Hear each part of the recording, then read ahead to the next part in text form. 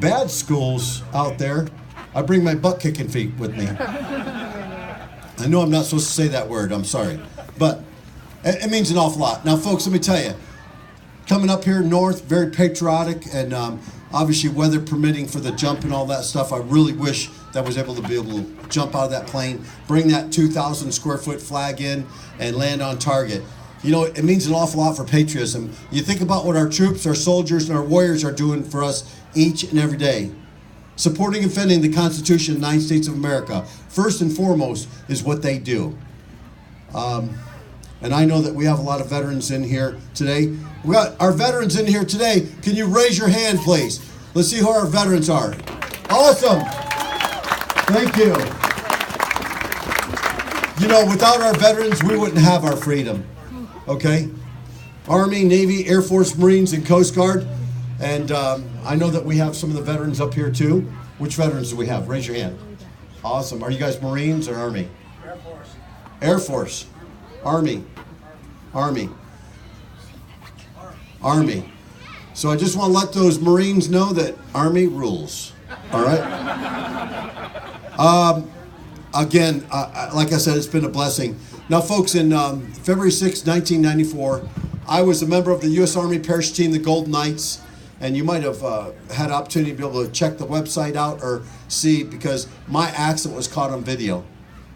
Nothing I wanted to be able to show people, but you know, if you show tragedy into triumph, that's exactly what this is. It's tough to be able to sit here in the cold and the rain and the mist, but it's a sacrifice. It's a small sacrifice, not compared to what our soldiers, our warriors, and our veterans are doing for us each and every day. You know, they're supporting and defending that Constitution, that American flag, for us to sit here and fellowship and to be able to help the funds needed for our children. That's what it means. Obviously, we reach in our pocket. A tax deduction goes a long way with these children, because you know what? Our children are our future. It's up to each and every one of you to help, to give back, to show them that we can all land on target together. That accident of that day on February 6, 1994, about 10:30 in the morning, was my 10th jump of the day with the Golden Knights. I was in Yuma, Arizona. Some of you might know that the Yuma Proving Ground, where the Marines based at. We did our annual training up there with the Blue Angels and the Thunderbirds. And I'll tell you, everything was great on the team. You know, when everything's just great, you feel good about yourself, and you know, nothing in the world could interfere with what you want to do. Well, it happened. Myself and my partner climbed up in that airplane, and we went up to 13,500 feet. I could see the Colorado River, the Snake River there. I remember that day just like it was today. My partner was in one door, and I was in the other door. We were in our, called the Falker Friendship of the Golden Knights, F-27. And we were flying at altitude. Everything was good. We did our handshake, our last handshake, that we would meet each other on the ground.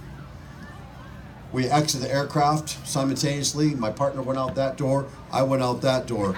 We flew away from each other, gaining speeds of right around 150 miles an hour. We had smoke trailing. So once you exit the aircraft, you pull your lanyard, and the smoke is trailing. So the ground, they can see the top edge of this maneuver called the demanding diamond track. We exit, smoke was pulled, we flew away from each other. I looked in between my legs, I could see my buddy flying the opposite way. I was flying this way. I picked a tower way out there, miles away, and I kind of held on to that, and I had an altimeter on my chest, and I was able to kind of glimpse down and see, because I knew that at 7,500 feet, I turned 180 degrees back towards my buddy. 100 degrees, 150 degrees, exactly in the opposite direction. Come back towards my buddy. So I got that 7,500 feet. I turned. Top half of the dime was just beautiful. The crowd on the ground was watching this, and they were videotaping it too. I watched, and I tried to find my buddy's smoke trail. I found it, and I held on to that. My hands were below my waist, so I was in a complete diamond track. Faster and faster, closer and closer we got. Coming up to that last split second, believe it or not, between here to the tent there, I seen my buddy and I seen distress in his eyes. I seen him put both hands out like he was wanting to break. We were coming straight on each other. There was no way that we could turn left or right, and we collided. My partner's outstruck arm had caught both my legs, just like that, and I lost both legs in one split second. My partner was killed. We hit so hard, my parachute opened up, and my partner tumbled all the way to 750 feet. This was at about 3,500 feet above the ground. So he tumbled, and his parachute opened up. My parachute was already open, and I laid there unconscious under the canopy. If you don't steer that canopy, it automatically turns with the wind. The winds were about 10 to 12 knots on that day. And believe it or not, my partner landed in a palm tree, and I landed in a hard parking lot. Medevac was there instantaneously. They medevaced us out within 18 minutes. They picked up the parts and pieces. They tried to revive Jose Aguian. Wasn't happening. 2 days later, I woke up in the hospital and found out that my partner was gone. I lost both my legs. I had no clue. You imagine putting yourself in my place and for a tragedy like this. Now, not to take away from those tragedies out there or scare you, because there is triumph here. These are the steps that happen with rehabilitation. I mean, I was the guy that was on the Ranger team, Halo team, Scuba team, Sniper team, Special Force A team. In one split second, it changed my whole life. I didn't deserve it. I didn't think it. Why did this happen to me? I just wanted to pick the pieces back up and continue on. I thought it was a bad dream. I want to go back to sleep when I awoke, when they told me what happened. Now my thing was to be able to convince others that maybe I can re-enlist back in the Army. Maybe I could jump from a plane. And there was a lot of negativity. Why can't we give people positive? You know what? You're going to make it.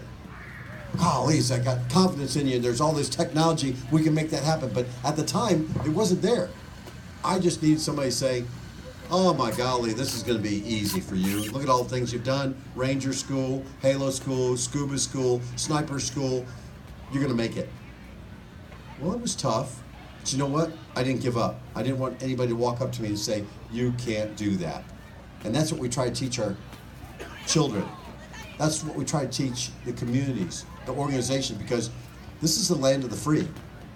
You know, that American flag stood for a lot of men and women in the past. I had that opportunity to be able to ask all these students in every one of these schools that I went to, how many of you have family members that were in the service or still in? And you wouldn't believe it. All those kids rose their hand. I mean, it was incredible. More than all the other places I've been in the country, which is pretty awesome. Patriotic. And there are a lot of men and women that are serving out there and believe in what we believe, and we want to keep our freedom. There's millions trying to get into America.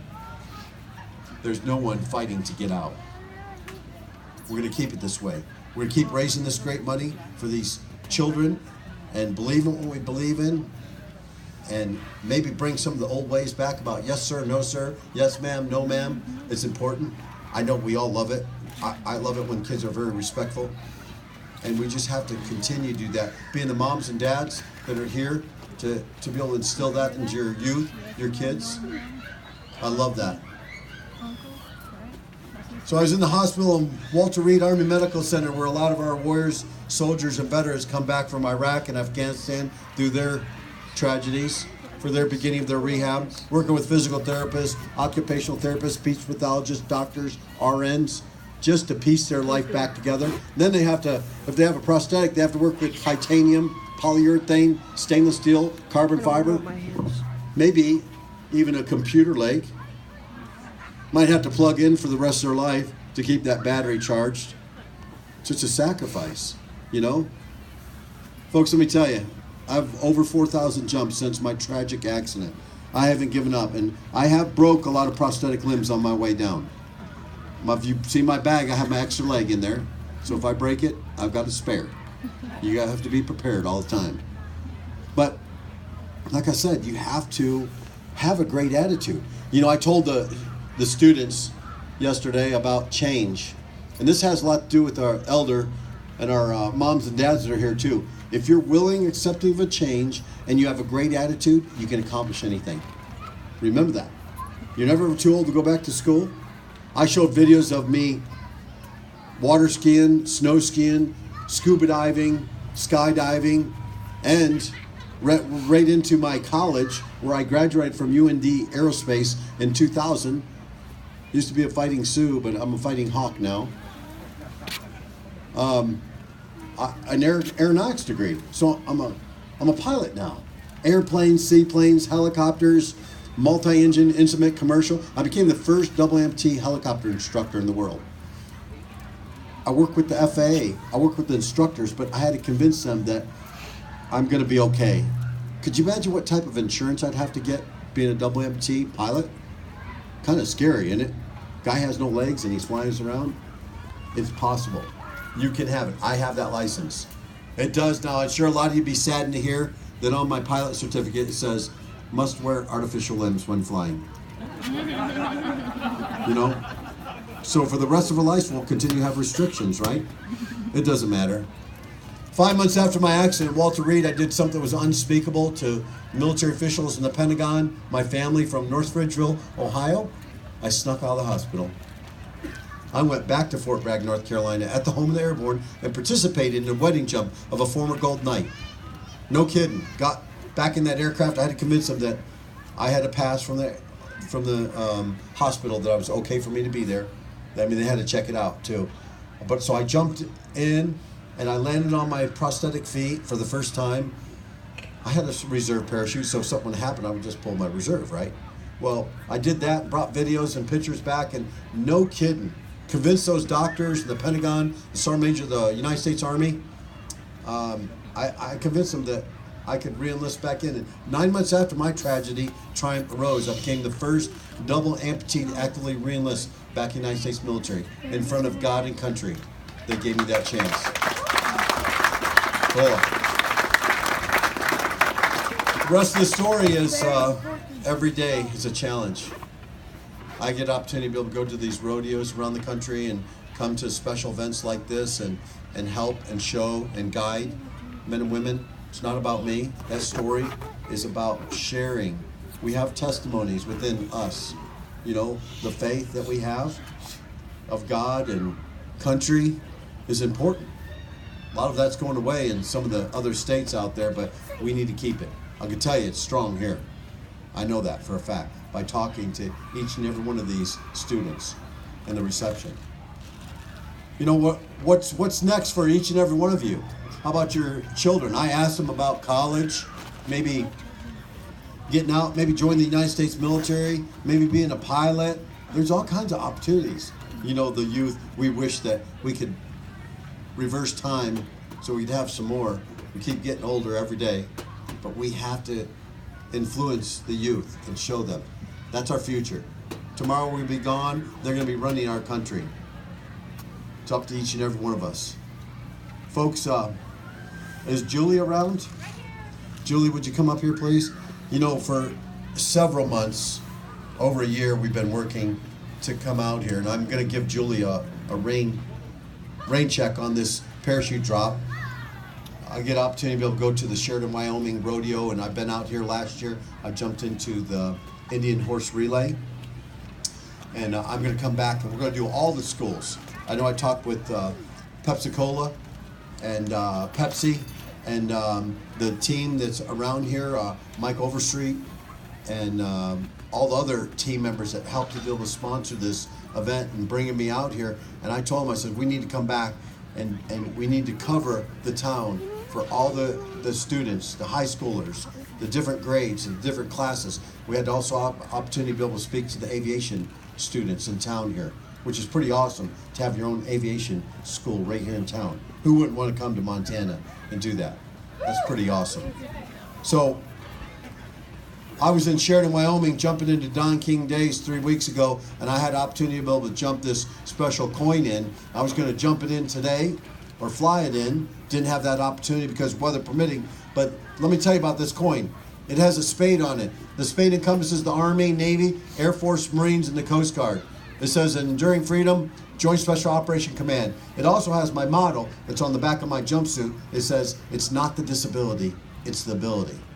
On the back side of it has our foundation.